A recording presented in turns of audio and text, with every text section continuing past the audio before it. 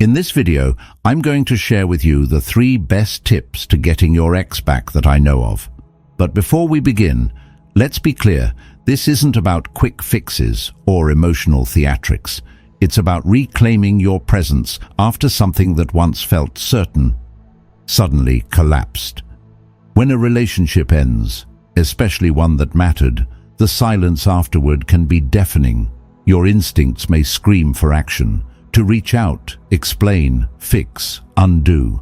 But what most men don't realize is that true strength begins in restraint, in stillness, in the decision not to chase what's already walking away. This isn't a guide to manipulate her thoughts. It's a guide to restore your own balance. And if she ever comes back, it won't be because you begged. It'll be because you became someone she never thought she could lose. So if you're ready, stay with me. Watch this all the way through. Don't rush. Let every word settle. Because the man who can sit with discomfort without reacting is the man who learns how to lead, even through loss. Now, let's dive in. Tip number 1. Use the no contact rule. There's a moment after a breakup that feels like freefall. You wake up and she's not there. Not in your bed, not in your inbox, not in your plans. Your mind runs in circles trying to make sense of it. You replay conversations, you analyze her last words, and you wonder what you could have done differently. And as the reality of her absence starts to settle in, your instincts scream for action. You think, I need to talk to her, I need to make her understand. You believe that if you just explain your side clearly enough, if you just pour your heart out with enough sincerity, she'll reconsider. That maybe all this is just a mistake you can fix with the right words, the right message, the right gesture. But here's the hard truth most men don't want to face. The decision to walk away was not made in a single moment. It's likely she's been living with this thought for weeks, maybe months. She's gone through her private battles in silence. She's weighed the pros and cons, played out the conversations in her head, grieved the relationship long before you even knew there was something to grieve. While you were still invested, still showing up, still trying, she was slowly detaching. That's why your reaction, however heartfelt, often backfires. Because for you, the pain is fresh, but for her, it's processed, or at least familiar. You're just beginning to drown, and she's already learned how to breathe underwater. And so when you reach out, when you send the late-night messages, write the long emotional texts, or show up asking for closure, you're not pulling her closer. You're confirming what she feared, that you're still trying to hold on to something she's already begun letting go of. That's why no contact matters. Not as a strategy to manipulate, not as a way to make her miss you artificially, but as a declaration of internal boundaries, of emotional self-respect. No contact means you don't chase someone who says they don't want you, not because you've stopped caring, but because you've started listening. You're not punishing her with silence. You're honoring her choice. And maybe for the first time in this entire dynamic, you're choosing yourself. Think of it this way. When someone says they want to leave and you immediately follow, plead, or protest, you give them a sense of power. You give them confirmation that they were the one in control all along. But when you simply stop, when you allow them the very space they asked for without resistance, you shift the energy entirely. They expect a performance. They expect you to fall apart. They expect to still feel significant in your world even after they've walked out of it. But what they get is silence, and that silence becomes a mirror. It reflects something deeper than any argument could. It reveals that you're not trying to convince anyone to love you, that you're not desperate for validation, that your identity isn't tethered to their presence. That, yes, you are hurting, but no, you are not broken. It's a strange paradox. The more you resist the urge to fix it, the more powerful your presence becomes. The more you let go, the more you linger in their mind. This doesn't mean you stop feeling. Of course not.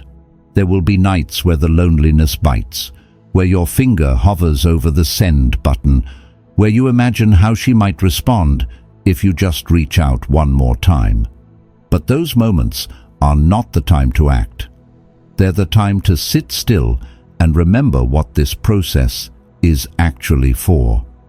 No contact gives her the chance to experience the emptiness she thought she was ready for. Let's put it into something real. Imagine a man named Daniel. He's 42. His long-term partner left him saying, "I just need space. I'm not sure this is what I want anymore." Everything inside Daniel screamed to chase, to prove his love, to win her back. But he didn't. Instead, he stepped away. He stopped texting. He unfollowed her on social media. He redirected his energy toward his own healing. 2 weeks passed. Nothing. A month passed. Still silence. But by the 5th week, she reached out, not to reconcile, but to check in. Just a small message. "Hey, I hope you're doing okay." She was curious, because what she thought would happen, the emotional meltdown, the begging, the desperate attempts to stay relevant in her life, didn't happen. Instead, she got space, actual space. And that space did what Daniel's words never could. It created contrast. She got to feel the cost of her decision. Not because Daniel was playing games, but because Daniel was finally standing still long enough to feel his own worth. No contact is how you say, "I won't convince you, I won't chase you. If you think life without me is what you want, go live it." And that's powerful. It's not about being cold or indifferent. It's about recognizing the difference between holding on and holding yourself together. There is strength in stillness. There is courage in restraint. There is dignity in walking away from someone who no longer values your presence. And if she ever truly valued it, that silence will speak louder than any "I miss you" text could. Sometimes she has to experience the absence of your presence to remember what it felt like to have it. So let her. Let her sit with the silence she asked for. Let her wonder why you haven't reached out. Let her feel the shift, not in your tone, not in your messages, but in your complete absence. Because if the relationship was real and the connection was meaningful, she'll feel that absence. And if she doesn't, then you'll know this truth with certainty. She never would have come back no matter what you said or did. You're not doing no contact to win her back. You're doing it because you've realized you're worth not being begged for. You're doing it because peace is more important than being chosen by someone unsure. And in a world that expects men to react emotionally, to fix, to chase, to convince, the man who stands in quiet resolve becomes unforgettable. That's not manipulation. That's mastery. That's what real strength looks like. And if she comes back, she won't be returning to the man she left. She'll be stepping back into the orbit of a man who learned to stand on his own. That kind of man doesn't just get attention. He earns respect. And respect is the foundation of love worth having again. Tip number 2. Start from scratch in your mind. One of the most dangerous illusions a man can fall into after a breakup is believing that the pain he feels is proof of love. The heartbreak is real, yes. The weight in your chest, the hollow silence where her presence used to be, the ache of rejection that lingers in your stomach long after she's gone. But that pain, that chaos in your nervous system, it's not always love speaking. More often it's loss. It's ego. It's the shattering of a narrative you thought was safe. So before you reach out, before you draft that long message, before you decide that getting her back is the only goal worth chasing, you need to ask yourself a much harder question. What exactly am I trying to get back?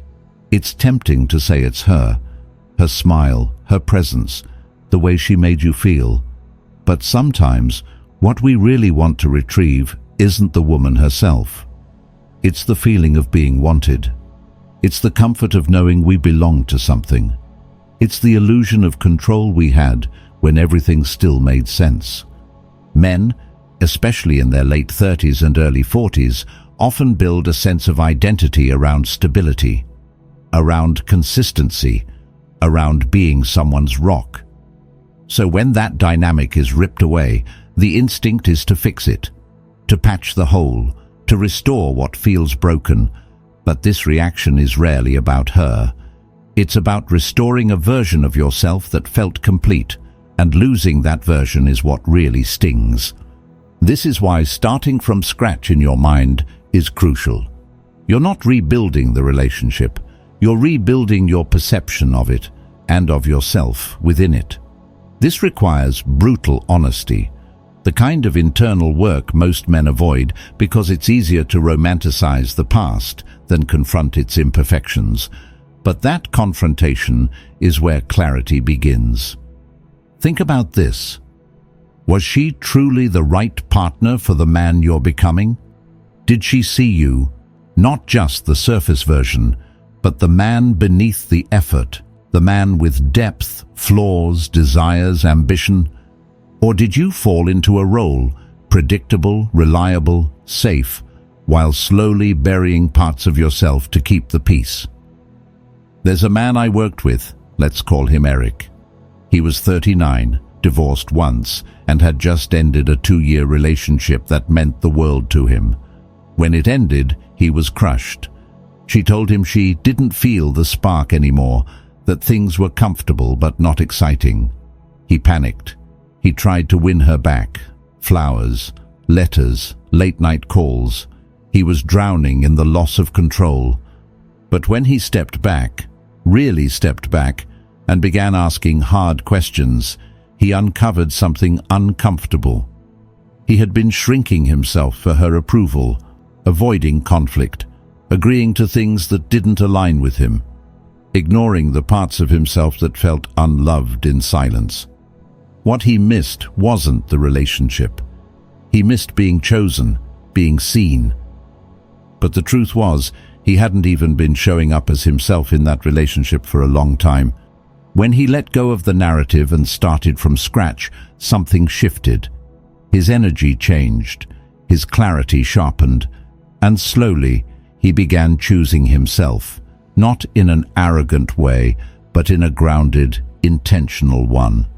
A few months later, she reached out, and this time he didn't feel pulled. He felt peace, and that peace made him powerful. That's what happens when you stop fixating on getting her back and instead begin focusing on whether you'd take her back at all, not out of desperation, but out of alignment. You shift from reaction to reflection, from noise to stillness, from the emotional boy who clings to what's slipping away, to the man who asks, does this version of her still fit into the man I'm becoming? And that shift is palpable. She will feel it, even from a distance. Whether you speak or stay silent, she'll sense that something about you has changed, that the grip you once had on the past is loosening, that the certainty she used to feel about your availability is no longer guaranteed. And that sense of unpredictability, that's where her curiosity begins. When a woman starts to wonder if you still want her, not because you're cold, but because you're calm, her ego starts to wake up. She rethinks, she questions, and suddenly the roles reverse. The man she left is no longer frozen in time. He's in motion, quietly, steadily, confidently. But this isn't about reverse psychology. It's about emotional sobriety. You're no longer intoxicated by the dream of what could have been. You're present, you're alert, you're aware of what this relationship was, both the beauty and the compromise. And with that awareness, you hold power. It's not easy, of course. Starting from scratch means letting go of old habits, romanticized memories, and false hopes. It means grieving the illusion, not just the person, but that grief clears the path for something stronger, something rooted in reality, not fantasy. You may still want her back, and that's okay. But this time, The want is grounded in self-respect, not fear, in mutual alignment, not emotional imbalance. So give yourself the space to pause. Audit your intentions. Look at the relationship not through the lens of loss, but through the lens of truth. What did you ignore? What did you compromise? What did you shrink to make it work? Because if she does return, and many times she will, you won't be the same man waiting in the exact same place. You'll be the man who didn't just wait. You'll be the man who woke up. And that version of you, he doesn't need her back to feel whole. He chooses what adds to his peace. And peace, more than love, more than desire, is what truly makes a man powerful. Tip number 3. Surround yourself with supportive people. There's something about heartbreak that makes isolation feel seductive. You start believing that no one will understand, that no one should see you like this, that the only place safe enough to fall apart is behind closed doors, where the world can't judge your silence or your tears. So you disappear, into your own head, into your couch, into old photos and voice messages you've replayed 100 times. You shut down, thinking solitude will protect you from further pain. But healing doesn't live in isolation. It's found in connection, in presence, in energy that reminds you that you are still part of something, even if it's no longer with her. You don't need to talk about the breakup in every conversation. In fact, you shouldn't. But you do need to remind yourself that you exist beyond the relationship, that you are still a man with value, presence, and warmth. Not because a woman once loved you, but because people around you still do. Reach out to the people who've always been there, the ones who knew you before she came into your life and will know you long after she's gone. Grab coffee with that old college friend, visit your brother and kick a ball around with his kids. Say yes to that invite your co-worker keeps offering, even if you don't feel like it. These moments, simple as they are, stitch your identity back together in places where the breakup tore it open. I remember a client, 41, who had been through a divorce and was now dealing with a sudden breakup that caught him off guard. He said he felt like he didn't even know who he was outside the relationship. I told him to start small, go play basketball with his nephew, volunteer at a local shelter once a week, get dinner with his dad. At first, it felt forced, empty, but over time, something shifted. He started laughing again, not because his pain vanished, but because his world grew bigger than it. That's the point. You're not pretending everything's fine. You're remembering that you're not alone, that the breakup may have created distance, but it didn't erase the parts of you that are still deeply lovable. But here's where caution matters. Not everyone deserves access to your heart while it's vulnerable. Venting is important, yes, but be careful who you choose. Mutual friends may seem like safe ground, but they rarely are. Even when they mean well, they can't help but carry stories. And sometimes, without realizing it, they carry yours right back to her. You don't want your ex hearing that you're spiraling, that you're drinking more, that you're still bringing her up in every conversation. Even if all of it is true in the moment, it gives her something dangerous, confirmation. It tells her she still lives rent-free in your world. It says that your sense of peace is tied to her return, and that makes you feel small, even if you didn't intend it. What you want is mystery, stillness. You want the version of you that she left to disappear, not as a tactic, but as an evolution. And that happens when you stop making her the center of your healing. Let her wonder, let her ask around and hear nothing. Let the silence create tension. It's not about proving that you've moved on. It's about actually living like you're still alive, because you are. And something unexpected happens when you live your life this way. Maybe she doesn't see you directly. Maybe she doesn't check your profile or hear from friends. But energy has a strange way of moving. Word travels. Photos surface. Or maybe she sees you by accident. laughing over drinks with someone, walking your dog in the park, sitting at a bar with friends, smiling in a way that doesn't look performative. That moment might hit her harder than any message you could have sent. Because this isn't the you she expected. She thought you'd fall apart, that you'd text too much, that you'd linger in the shadow of what once was, hoping she'd come around. But instead she sees strength, she sees poise, she sees a man who respected himself enough to grieve privately, grow quietly, and live openly. And that creates contrast. Not the fake kind, not the "look how happy I am without you" post on social media, but the real kind. The kind that doesn't look like revenge, it looks like release. And that kind of peace, that kind of internal steadiness, it's magnetic. It tells a different story, a better one. It tells her that your life didn't stop because she walked away. It evolved, not in spite of her absence, but because you embraced it as a chapter, not a final line. There's something undeniably attractive about a man who doesn't crumble when love ends. A man who can sit in his pain but not be defined by it. A man who surrounds himself with people who remind him of who he is when he forgets. You don't need to go out and start dating to prove anything. In fact, jumping into rebound connections often backfires. It can cheapen what you're trying to rebuild within yourself. And if she sees that too soon, it can make her feel justified in her decision, not uncertain about it. But being with people who love you, who remind you of your strength, your humor, your depth, is a different kind of medicine. It doesn't numb the pain. It roots you through it. The truth is, when you feel loved by others, you stop needing it from the one person who took it away. And in that space, that self-sustaining, quietly powerful space, you become the version of yourself that doesn't just want her back. You become the version she might one day realize she can't forget. Summary. What I've shared with you isn't a strategy to manipulate your ex.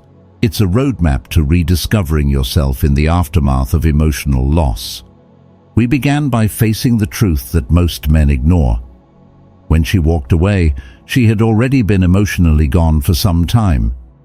That's why chasing never works. That's why silence, true grounded silence, becomes your strength. The no-contact rule isn't punishment, it's power. It's how you create contrast, clarity, and dignity. It's how you give her the space to feel what your presence used to mean. But silence alone isn't enough. You must also start from scratch in your own mind. Not every ache is love. Sometimes it's your ego, your loss of control, or your fear of starting over. The only way to know if you truly want her back, not just the comfort of her, is to reflect, to evolve, to ask, does she align with the man I'm now becoming? And in the space that follows, you don't isolate. You surround yourself with people who remind you of who you are, not who you were when you were broken. You reconnect with the people who see your strength even when you forget it, and when you show the world, and her, that you are still standing, still living, still valuable, something changes. You create a version of yourself that isn't just worthy of respect, but unforgettable. In love, and especially in loss, your deepest power lies in your ability to pause before reacting, to reflect before returning, and to rebuild yourself before asking for someone else's affection. Don't chase someone who chose distance. Don't beg to be seen by someone who once turned away. Instead, become the man who walks through pain without losing his presence, who chooses peace over persuasion, and who lets love come back not because he asked for it, but because he became a man it would be lucky to find again. That kind of man doesn't just get another chance. He chooses whether it's worth taking, and that is real power. If this message spoke to you, if even one part helped you see things with more clarity or strength, then I invite you to stay connected. Take a moment to subscribe so you won't miss what's coming next. Every video is made with the intention of helping you not only navigate heartbreak, but rise from it with more power, peace, and perspective than you had before. Your journey doesn't end here, it deepens. Thank you for watching, for reflecting, and for choosing to grow, especially when it would have been easier to stay stuck. I'll see you in the next one.